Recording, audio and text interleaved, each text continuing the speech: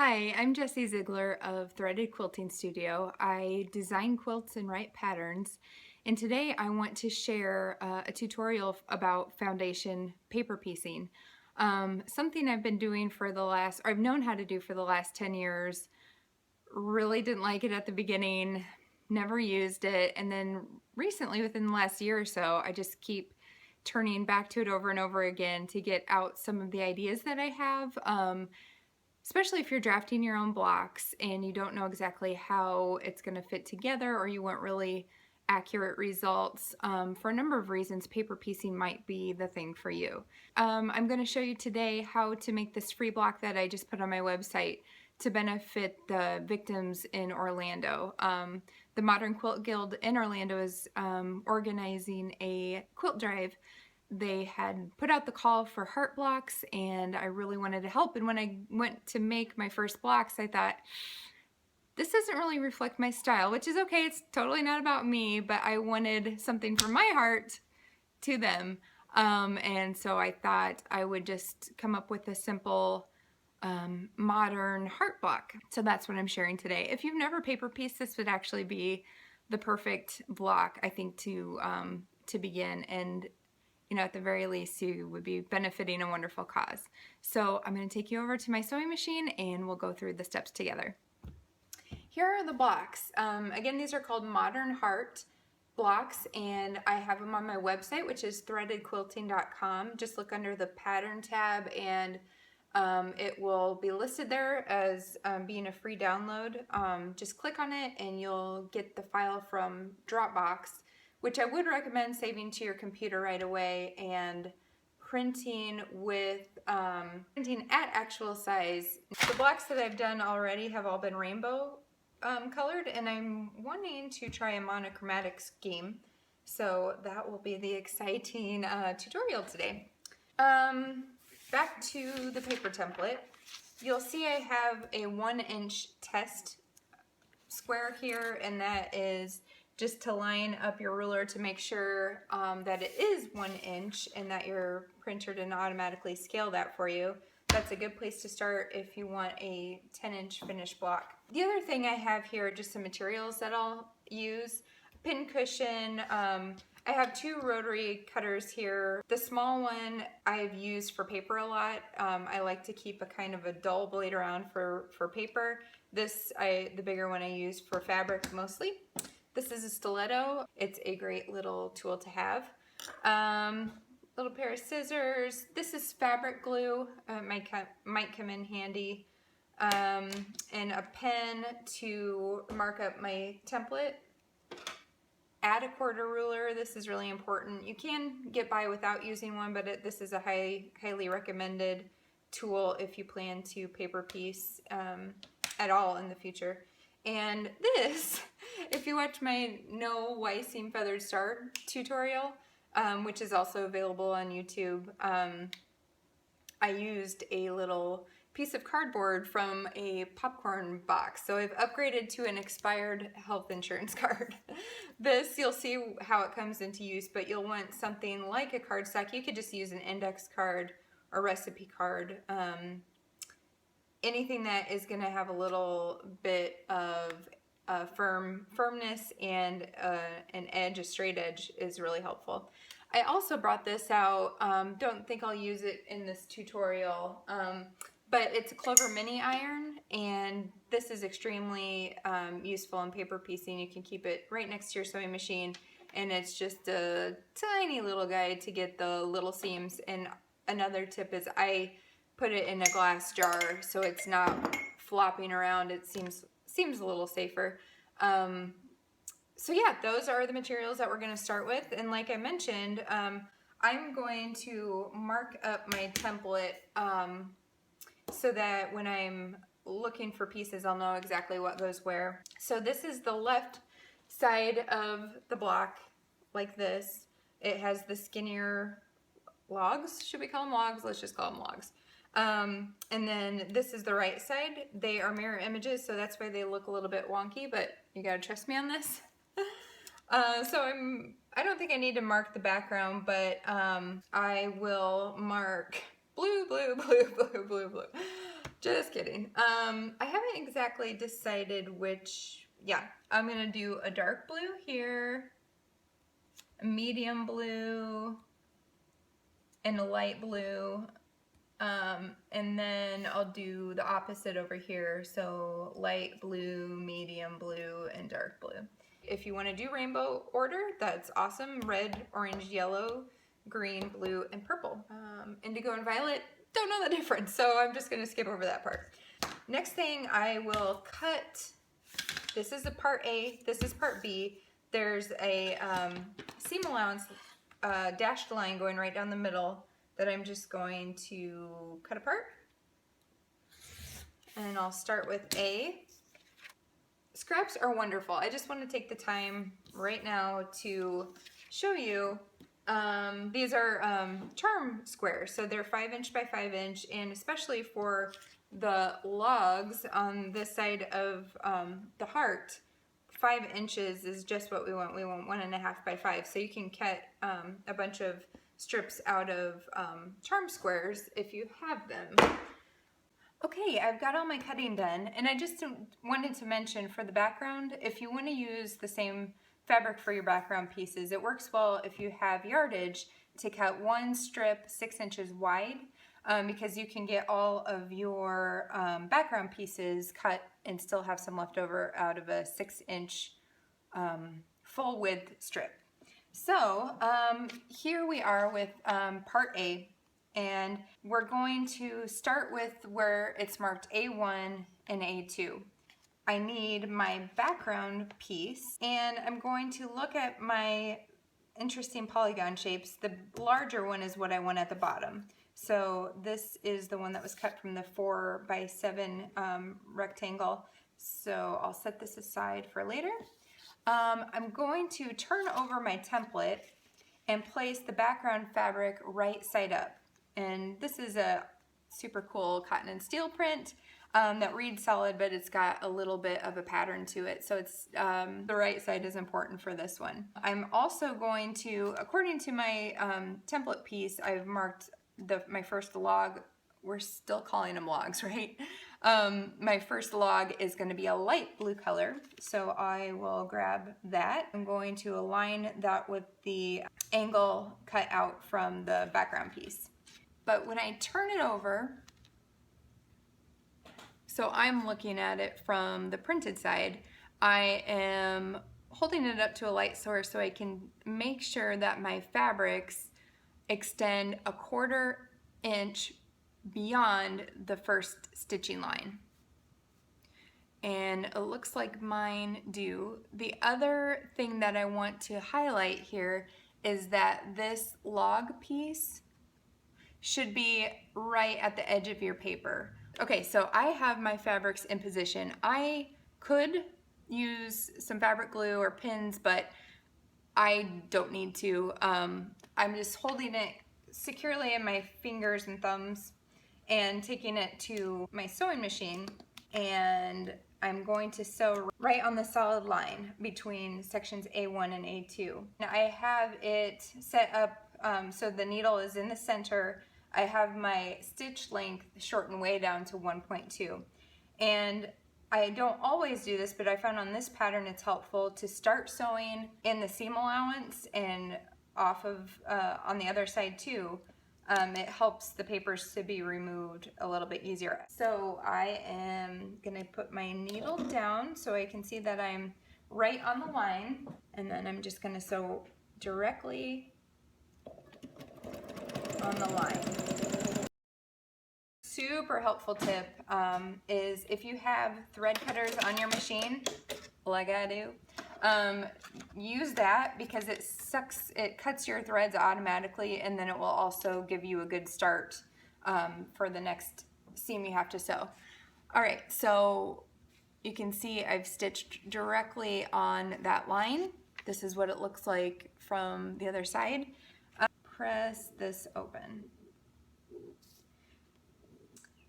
It might be worth mentioning that it's easier if you don't have a directional print, but it's totally your preference on that. Solids are awesome, and you can't mess up the right and wrong side. But, and you can also use directional prints, but just be aware of that as you're cutting. Okay, so I've got the first log sewn. I'm going to turn it over, and here's where I get my expired insurance card. I am going to trim this light blue piece. I'm going to align the card directly with that next sewing line, and I'm going to fold my template paper back. Okay, once I have it folded back, there's a little bit of a lip there that the add a quarter ruler slides right on, and it's secure.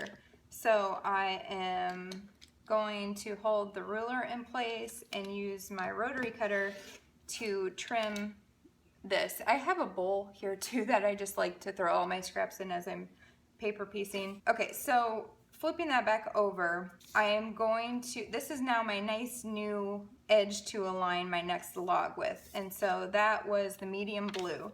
So I grab my medium blue log, I align it so the edges are matching up, and then I'm also looking at the corner right here to make sure it's just meeting the paper. Again, I don't want it too low here, because then when we sew it and open it, it's not gonna cover what we need to cover over here. Hold it in place, flip it over under my sewing machine needle, and stitch the line between sections A2 and A3. Okay, that's what it looks like from this side.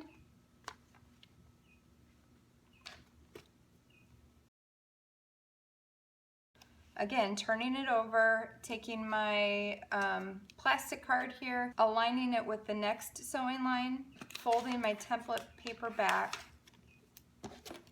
I'm using regular copy paper, by the way, it's working just fine. Adding the add a quarter ruler, and then trimming that piece. Okay, dark blue is our last colored log. Aligning it with the trimmed edge, making sure it's right here on my paper.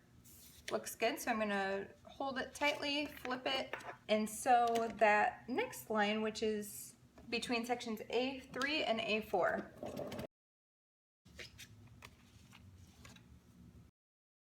You do get in a groove when you're working on a project, and especially if you've done the pieces before, you know what to expect. It doesn't go as slowly as you might think with all these steps. Okay, the last piece here is going to be our shape that we cut from a 4" by 6" rectangle. We want it to end up covering that area. It's helpful to kind of lay it out to know where you're going to be going, and then flipping it to be aligned with that last clean edge that we trimmed. Okay, this is the last seam for this part, and I'm going to sew it exactly how we did the other ones. All right, we've got every area that we want covered, so that's a good sign. I am going to press this really quick.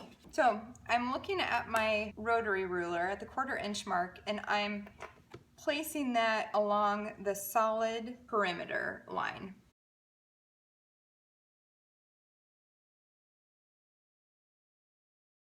All right, we've got one part A complete. This will be the left side of our heart.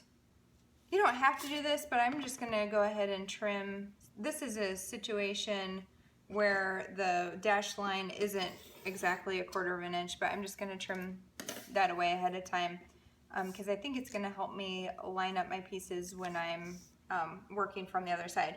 So this is part B. We're gonna start over here with B1, and as you'll see in this diagram, we're going to use the larger of the two sections cut from the 6" by 7" rectangle.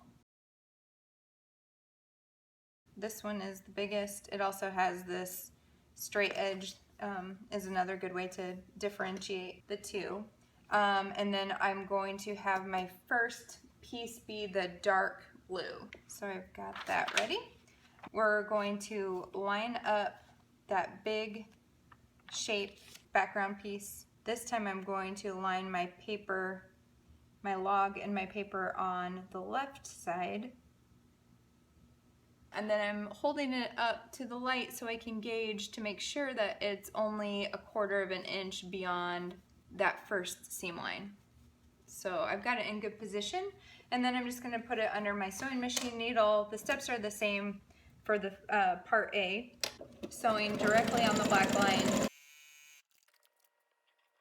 pressing that open, and then we trim.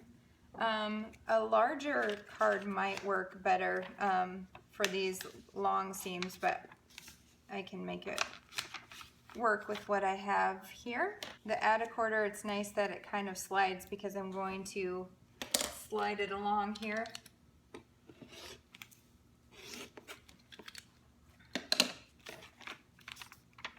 Okay, I have got that first log added. Next is medium. I'm aligning that edge and making sure that it's right at the edge of the paper here. Carefully turning it around. I find the bigger the pieces, sometimes the more difficult it is to keep everything in place. So by all means, if you need a pin or glue, sometimes it's worth doing that step just so you don't have to unpick. If your pieces shift too much as you're turning them over, you may have to unpick and start again. And with paper piecing, I'm not gonna lie, it's a pain in the butt. You have tiny stitches, first of all, but you also have the paper to negotiate. So picking out and resewing is not a fun thing when you're paper piecing especially. It's never a fun thing, but anyway.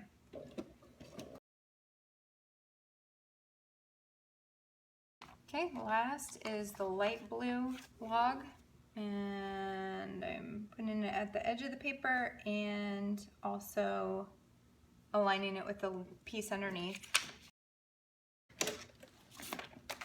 When you have a piece of dark fabric under a light like this, you would have some shadowing that happens, and that just means that when the quilt is done, you might be able to see the darker fabric through the lighter one on top. So in this case, I would just fold my papers back and trim the dark away so that you don't have the shadowing. And now just press.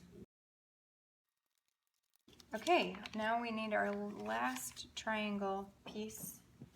So like I did with the last part, I'm aligning it to make sure I'm gonna hit all my spots, meaning that the paper is all covered underneath, and then just flip it in place. This one you don't want to align with the paper. All right, looking good. I'm gonna press this quick and then trim along the outside, lining up my 1/4 inch mark of the ruler. Okay, I just realized that I didn't follow my own instructions. I have been removing the papers, and that is working really well.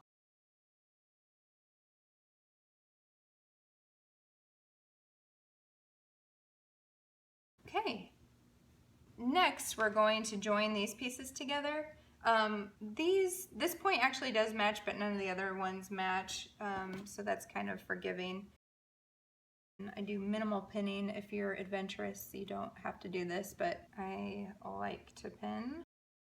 Okay, if you have something other than your 1/4 inch foot, you might want to change that out. Lengthen my stitch. Sew a 1/4 inch seam. Oh, I'm a dork. I just forgot to move my needle position to do the 1/4 inch seam. Okay, I get to redo that because I wasn't paying attention. I did change my foot, but I didn't change my normal needle position for my perfect, quote unquote, perfect 1/4 inch seam. So I'm going to repin. It was quite a generous seam allowance that I'm sure wouldn't have matched any of my other blocks. So, okay, 1/4 inch. I am going to go press this seam open just because I like flat patchwork. flipping that right sides together, and again I'm going to pin. Okay, there she is. So that was easy, right? Hope you learned something today. If you have any questions, please email me at threadedquilting@gmail.com. Post a comment on this video, find me on my website, find me on Instagram at threadedquilting. I have a secret Facebook group. If you want to join that, find the link on my website. There's a lot of ways to keep in touch, and I hope you do. You can sign up for my email newsletter, all sorts of things. So thank you so much for watching. I would love to see if you create a block, tag me, Threaded Quilting, or hashtag modern heart. And hopefully we'll see you soon. Bye.